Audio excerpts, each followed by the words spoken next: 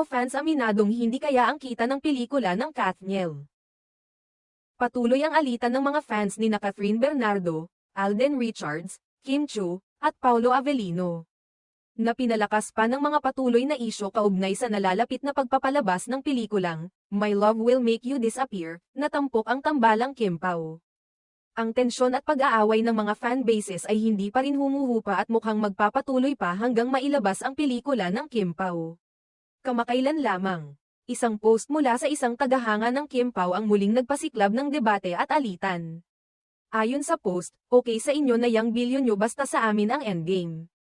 Happy. Ang tinutukoy ng fan ay ang malaking kinita ng pelikulang Hello, Love, Again, na pinagbibidahan ni Catherine at Alden.